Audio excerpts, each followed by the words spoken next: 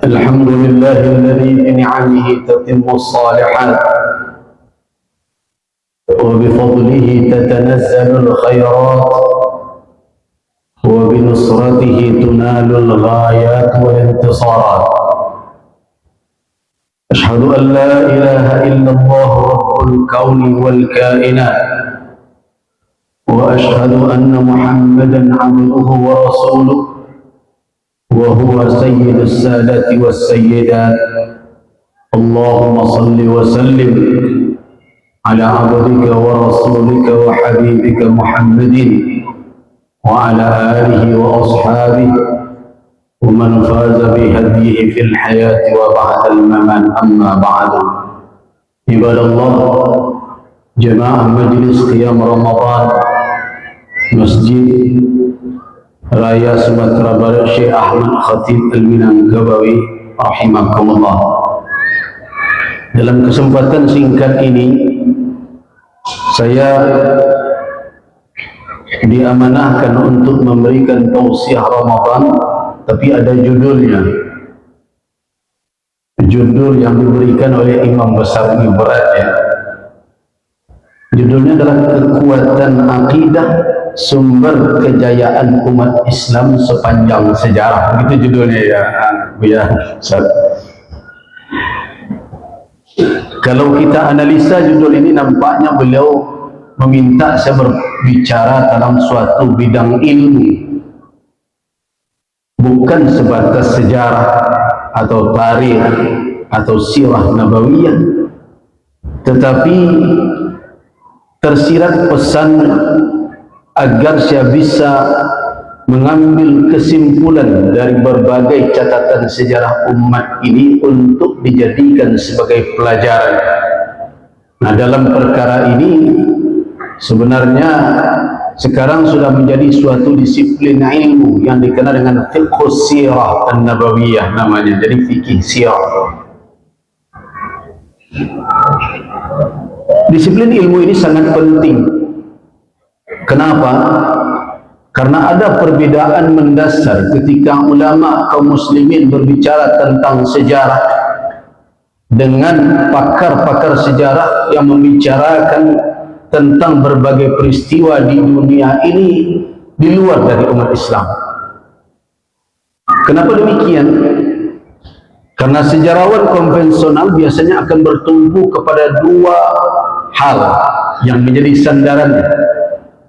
Yang pertama adalah catatan tertulis, yang kedua adalah artefak atau bukti-bukti peninggalan lama. Kalau tidak ada yang peninggalan lama, kalau tidak ada yang dua ini, lahir berbagai cerita tentang suatu peristiwa, mereka tidak masukkan sebagai informasi yang bisa dipertanggungjawabkan dalam kajian sejarah.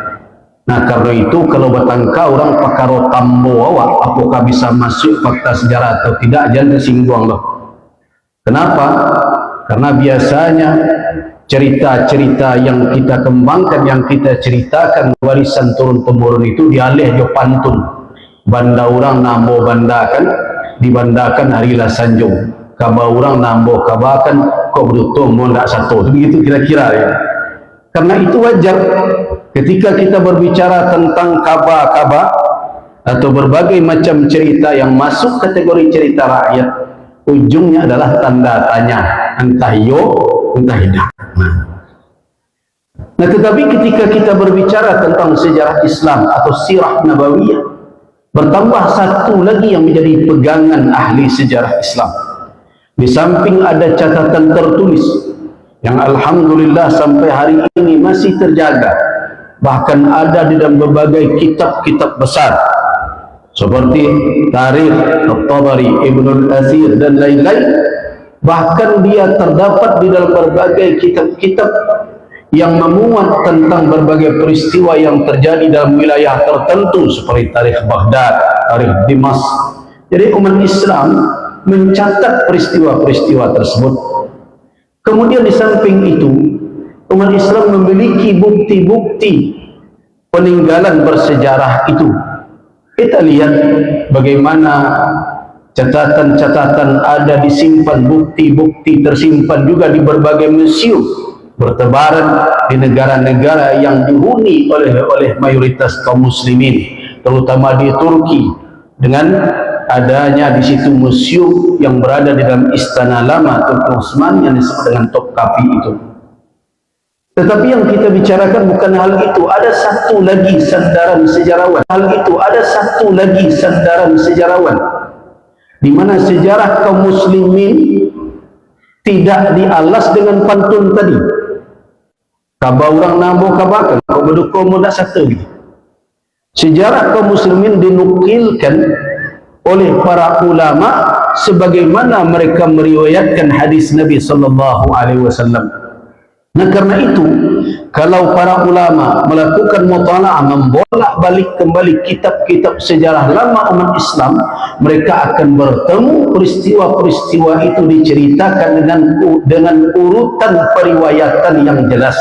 An fulan, akhbarana fulan. Nah, inilah yang tidak dimiliki oleh umat lain. Karena itu sanad ini jangan dibawakan kepada sanad-sanad yang kadang sekarang orang mengaji merasa dia kalau berguru dia sudah dapat sanad. Itu hal yang berbeda lagi. Tapi sanad dalam pengertian keilmuan seperti ini bersandarkan kepada riwayat demi riwayat dari orang-orang yang bisa dipertanggungjawabkan secara keilmuan sehingga ceritanya itu bisa diterima sebagai kabar yang sahih. Nah, disinilah perbedaannya. Ketika sejarah lain tidak memiliki metodologi seperti itu, metode yang demikian, Islam memiliki hal yang seperti itu. Karena itu perkara sanad merupakan kekhususan umat ini. Karena itu kita diajar oleh para ulama untuk melestarikan itu, termasuk dan mengambil ilmu agama. Apa kata Ibn al-Mubarak? Sesungguhnya ilmu ini adalah keistimewaan. Karena itu falyanzur ahadukum, hendaklah salah seorang kamu memperhatikan betul min aina akhadha hadzal din, dari mana dia ambil ilmu ini. So kenapa? Kalau seandainya sanad ini dihilangkan, tentulah taqawwala, akan berbicara saja orang dalam masalah agama ini siapa saja yang punya keinginan dan kemauan. Nah, inilah yang menjadi batas ketika kita berbicara tentang suatu masalah di dalam din, kemudian kita nisbahkan kepada dinul Islam, kepada agama Islam, maka umat akan bertanya, min aina akhadta, dari mana engkau ambil informasi ini. Dan ini pula lah yang dipesankan oleh Al-Imam Abu Hanifah rahimahullah. Ketika ada orang yang mengatakan ini qala Al-Imam Abu Hanifah, apa kata beliau? La yajuzu li ahadin an yaqula qawlan hatta ya'lama min aina akhadna qawlan. Tidak boleh seseorang mengatakan perkataan kami, kata Imam Abu Hanifah, kata si fulan, sampai dia tahu dari mana dia mengambil perkataan itu dan dari mana kami mengambil perkataan tersebut. Min aina akhadna qawlana, dari mana kami ambil perkataan itu. Nah, kalau hari ini kita akan berbicara tentang bagaimana cuplikan sejarah umat, kemudian kita akan sampai kepada kesimpulan bahwa keimanan merupakan sumber kejayaan. Dari situ muncul kekuatan yang menjadi modal kejayaan umat ini. Maka tentu kita akan mengurut peristiwa demi peristiwa. Dari kajian sejarah, tidak ada yang bisa membantah ada peristiwa-peristiwa besar yang terjadi di bulan Ramadan. Badar al-Kubra, perang Badar Kubra yang terjadi pada tahun kedua Hijriah itu terjadi di bulan Ramadan. Jelas. Apakah betul itu kekuatan iman? Siapa yang bisa membantah? Pasukan yang begitu besar yang dihimpun oleh Abu Jahal CS, di panglima Quraisy ketika itu belum Abu Sufyan. Kenapa? Karena Abu Sufyan yang secara struktur kepemimpinan Makkah, jadi kalau kita berbicara orang jahiliyah itu punya struktur kepemimpinan, punya. Mereka ada yang bertugas sebagai sidanah Ka'bah, ada yang bertugas sebagai siqayah, pemberi minum orang yang datang berkunjung, penjamu tamu, ada yang bertugas sebagai pemegang bendera perang, ada yang bertugas sebagai panglima, tapi mereka sandarkan kepada kabilah-kabilah tertentu. Dalam perang Badar, peperangan Badar itu bukanlah peperangan yang disengaja. Kenapa saya katakan tidak sengaja? Saya bersandar kepada riwayat ya Ka'ab bin Malik Al-Ansari. Perang Badar itu boleh dikatakan suatu peristiwa yang tidak diduga. Kenapa demikian? Karena pasukan kecil yang sekarang ma'ruf dengan angka 313 walaupun itu tidak ittifaq, tidak sepakat ulama dengan jumlah itu, sengajanya dibentuk oleh Nabi SAW bukan untuk berperang secara besar-besaran, tetapi tujuannya adalah mencegah kafilah dagang kaum musyrikin Makkah di bawah pimpinan Abu Sufyan bin Harb yang merupakan panglima Quraisy. Kafilah dagang itu membawa dagangan dalam rombongan yang begitu besar yang pulang dari Syam menuju ke Makkah. Pertanyaan besar, berarti Nabi di situ merencanakan perampasan. Kalau orang membaca sejarah sampai di sana mungkin begitu kesimpulan. Tetapi ketika kita urut di belakang, dari mana modal perdagangan atau kafilah dagang yang dibawa oleh Abu Sufyan tersebut? Itu pertanyaan mendasar. Kenapa Nabi merasa bahwa beliau memiliki hak, kaum muslimin memiliki hak untuk mengambil kembali barang tersebut? Karena modal dagang yang dibawa oleh kafilah itu diantaranya termasuk adalah harta yang ditinggalkan oleh kaum muslimin yang berhijrah dari Makkah ke Madinah. Jadi jangan dibayangkan hijrah dahulu seperti orang pindah hari ini bisa bawa kontainer diangkut seluruh isi rumah. Dahulu tidak. Kaum muslimin diam-diam meninggalkan Makkah hanya dengan kendaraan apa adanya di bawah ancaman orang-orang Quraisy yang terus mengintai kepindahan mereka. Tidak ada barang-barang yang banyak bisa dibawa. Barang-barang yang mereka miliki itu tertinggal di kota Makkah dan mereka berhijrah ke Madinah. Ini kalau ada orang mengatakan hijrah itu korban harta benda, apa bentuk pengorbanannya? Mereka mesti meninggalkan harta kekayaan mereka yang telah mereka himpun selama ini dan mereka merelakan itu semua. Nah, inilah dikuasai oleh penduduk Makkah dan ini yang dibawa sebagai modal dagang. Jadi boleh dikatakan modal dagang Abu Sufyan dengan kafilahnya itu adalah modal rampasan.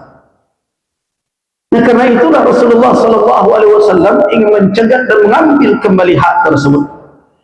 Tetapi ingat, mau zaman sekarang, mau zaman dahulu, apabila terjadi permusuhan, maka intelijen akan berjalan satu sama lain. Karena itu intelijen Makkah mengetahui pergerakan pasukan Rasul sallallahu alaihi wasallam. Sehingga berita itu sampai kepada Abu Sufyan. Abu Sufyan mengalihkan jalur yang biasa ditempuhnya adalah jalur tengah, pindah ke arah pinggir pantai yang sekarang adalah bibir dari Laut Merah tersebut. Sehingga lolos dari penyergapan pasukan kaum muslimin. Tapi Abu Sufyan tidak berhenti sampai di situ. Dia utus orang tertentu ke Makkah untuk melakukan mobilisasi pasukan dengan berbagai macam berita. Kalau kalian ingin barang dagangan kalian selamat, segera kirim pasukan untuk membantu saya. Nah, provokasi inilah yang akhirnya membangkitkan emosi Abu Jahal yang sudah betul juga marah, termasuk juga Abu Lahab, dan mereka akhirnya bergerak. Tapi Abu Lahab tidak jadi berangkat. Nah, apa yang terjadi? Walaupun pasukan Quraisy telah lolos kafilah dagangnya, tapi Abu Jahal rupanya memakai petuah juga. Tebuju lalu terbelintang patah. Sekali bendera tekambang pantang dilepek balik. Sebelum musuh diadoi. Jadi adu juga semangat. Jadi berhati-hati. Kita kata kita punya semangat menegakkan yang hak. Berhati-hati. Tidak sedikit pula ada orang yang bersemangat menegakkan yang batil. Karena itu an-nur wal-zalam, cahaya dan kegelapan ini akan terus berhadap-hadapan. Nah, karena itu kaum muslimin harus tetap waspada dalam menegakkan yang hak, dalam menyampaikan yang benar, jangan surut. Makanya ada petuah ulama, lau sakata ahlul haqqi, kalau seandainya orang yang membawa kebenaran diam, radhanna ahlul batil, tentu orang yang mengandang, yang melakukan kebatilan menduga annahum alal haq, mereka lah di atas yang benar. Kenapa? Lahan yang seorang satu dianggap mereka yang benar. Makanya orang yang tahu yang hak dan diam disebut oleh orang siapa? Syaitanun akhras, katanya, setan bisu. Nah, karena itu ini akan terus belajar dari sejarah tadi. Nah, apa yang terjadi? Walaupun kafilah dagang mereka lolos, tetapi Abu Jahal tetap saja dengan tujuan dan misi awalnya menghancurkan pasukan kaum muslimin. Nah, disinilah keimanan berbicara. Ketika peperangan di hadapan mata, perjuangan tidak bisa lagi dicari strategi lain selain harus beradu di medan perang. Ketika itu Nabi SAW mengambil syura bainahum. Jadi kalau ada dalam Al-Quran, wa amruhum syura bainahum, urusan mereka putuskan dalam musyawarah antar mereka, itulah prakteknya, bukan hanya sekedar khabar.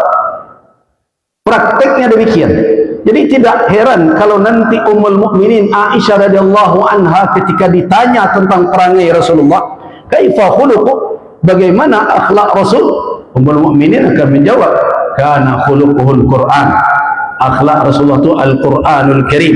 Bagaimana Al-Quran dibaca dan lihat bagaimana implementasinya akan bertemu dalam langkah demi langkah perjalanan hidup Rasulullah SAW.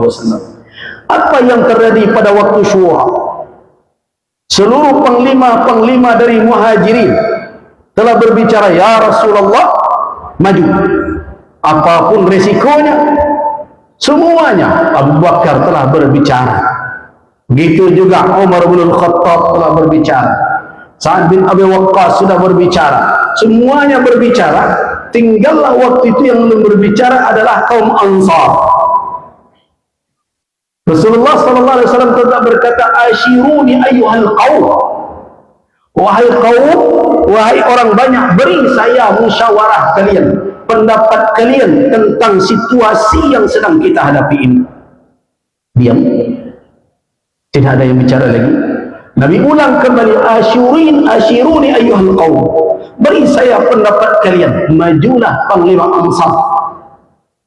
Ka'annaka tu'arridu bina ya Rasulullah, seolah-olah kami yang engkau tuju, kami yang engkau sindir ya Rasulullah. Qala na'am, kata Nabi, iya, saya ingin mendengar pandangan kalian. Apa kata Nabi? Ya Rasulullah, lan naqula lak, ya Rasulullah, kami tidak akan mengatakan kepada engkau ma qalahu Banu Israil li Musa alaihissalam, seperti apa yang pernah dikatakan oleh Bani Israel kepada Musa alaihissalam. Apa kata Bani Israel ketika diajak berperang masuk ke ke Baitul Maqdis, ke Masjidil Aqsa? Apa jawaban mereka? Idhab anta wa rabbuka wa qatila, pergilah engkau dengan Tuhan engkau dan berperanglah engkau berdua. Inna hauna qa'idun, kami duduk di sini menunggu engkau. Kalau menang kemarilah, kau kalah kami tidak satu. Kira-kira begitu. Kata orang Ansar, sekali-kali kami tidak akan mengatakan itu ya Rasulullah. Bahkan yang akan kami katakan, lau ta'arradat bina, kalau seandainya menghadang di hadapan kami ini adalah lautan, wa khudnaha, engkau arungi lautan itu, la khudnahu ma, kami akan mengarunginya bersama engkau. Kami akan tetap bersama engkau dalam keadaan apapun. Nah, inilah iman. Kekuatan inilah yang sekarang ini menjadi pertanyaan besar. Sampai sejauh mana keyakinan umat ini tegak di atas yang hak, berhadapan dengan tantangan yang hendak memadamkan yang hak. Jangan-jangan kita hanya pandai mengatakan saja, qad ja'al haqq wa zahaqal batil. Kebenaran sudah datang, kebatilan akan lenyap. Nal batila kana zahuqa. Tetapi kebenaran itu menuntut perjuangan. Walaupun yang hak akan tetap menang, tetapi setiap periode di mana keberadaan umat itu bertanggung jawab untuk memperjuangkan. Nah, kalau kita tarik peristiwa itu kemudian kita panjangkan dengan kemenangan di bulan Ramadan, tidak bisa kita mungkin kekuatan iman mereka lah dengan jumlah pasukan yang tidak sama, yang tidak berimbang, dengan persenjataan apa adanya, bahkan pasukan kavaleri banyak dikatakan hanya satu saja, tetapi mereka akhirnya meraih kemenangan. Nah, kekuatan iman memberikan keajaiban, dan disitulah baru kejayaan, kemenangan bisa diperoleh. Terakhir, menutup ceramah singkat ini, saya ingin menukilkan suatu kisah yang diriwayatkan Al-Imam Abu Dawud dan Al-Imam An-Nasai dari Ammu Imarah bin Khuzaimah, paman dari Imarah bin Khuzaimah. Jadi ada suatu peristiwa di mana Rasul sallallahu alaihi wasallam bertemu dengan orang Arabi, dengan orang Badui. Kebetulan orang Badui itu membawa kuda faras. Dan Nabi menawar kudanya, hendak membelinya. Terjadilah kesepakatan bahwa Rasulullah membeli kudanya itu, dan Rasul pergi mengambil uang untuk pembayarannya. Kebetulan agak terlambat Nabi datang. Ketika Nabi belum tiba, datanglah dua orang lain yang belum tahu bahwa kuda ini telah diperjualbelikan dengan Rasulullah. Orang Arab Badui ini melihat ini mungkin yang menawar lebih besar, nih mau tidak tawar lagi. Akhirnya dia tawarkan lagi kepada dua orang tadi dan ingin menjual. Di saat jual beli akan terjadi, datang Rasulullah sallallahu alaihi wasallam untuk menutup mungkin perilakunya. Dia berkata, ya rajul, dia tidak panggil Rasulullah, mungkin dia tidak tahu, engkau mau beli tidak nih? Kalau tidak, dibeli ini orang ini. Kata Rasul, kan sudah saya beli tadi, kita sudah sepakat. Nah, kata orang Arab, tidak ada, tidak ada, kita sepakat tadi. Kalau betul kita telah akad tadi jual beli, coba datangkan saksi engkau. Siapa saksinya? Ketika itu bangkitlah Khuzaimah bin Thabit. Ini ulama, ini adalah sahabat yang masyhur. Khuzaimah bin Thabit bangkit, ya Rasulullah, ana ashhad, saya bersaksi bahwa dia telah menjual kuda ini kepada engkau. Pertanyaan yang menganehkan, yang menjadi pertanyaan Rasul, kaifa, bagaimana engkau bisa bersaksi? Bukankah engkau tidak ada tadi ketika akad saya itu? Apa jawaban dari Khuzaimah bin Thabit? Asyhadu, aku bersaksi bitasdiq, karena engkau telah dijamin sadiqul masduq, benar dan tidak ada keraguan dari Allah Azza wa Jalla, dan saya mengimani itu. Jadi iman saya kepada engkau, engkau tidak akan berdusta, engkau tidak berbohong. Alasan itulah saya berani menjadi saksi bahwa engkau memang telah membeli dari orang ini. Akhirnya, kalau ada mungkin yang mendengar, adakah seorang sahabat yang disamakan kesaksiannya dengan dua orang? Dia bersaksi, nilainya sama dengan dua orang. Itulah Khuzaimah bin Thabit. Begitulah iman. Iman apabila tertancap di dalam hati, dia tidak akan menimbulkan kesangsian dan keraguan. Apapun tantangan yang ada di hadapan, tidak akan menimbulkan surut dan keraguan. Nah, karena itu, kalau kita ingin mengambil dari kisah-kisah, peristiwa-peristiwa yang terjadi bulan Ramadan, maka tidak ada jalan lain. Peristiwa-peristiwa kejayaan itu memang berlandaskan kepada iman. Tetapi ingat, iman tidak sebatas pernyataan. Iman bukan sebatas penampilan, sorban, jubah, tidak menjadi jaminan keimanan. Apa kata Al-Imam Al-Hasan Al-Basri rahimahullah? Laisal imanu bitamanni wattahalli. Sesungguhnya iman bukan sebatas angan-angan, bukan sebatas tampilan atau pencitraan. Iman itu apa? Ma waqara fil qalb wa saddaqahu al-amal, yaitu yang bersemayam di dalam kalbu, yang dia tertancap di dalam hati, wa saddaqahu al-amal, dan dibuktikan oleh sikap perbuatan lahiriah kita. Itulah keimanan, dan itulah yang akan kita tumbuhkan selama bulan Ramadan, sehingga kita keluar dari Ramadan ini benar-benar dengan suasana yang baru dari sisi keimanan. Banyak maaf, wafaqqanallahu wa iyyakum lima yuhibbuhu wa yarda, wa billahi taufiq wal hidayah. Wassalamualaikum warahmatullahi wabarakatuh.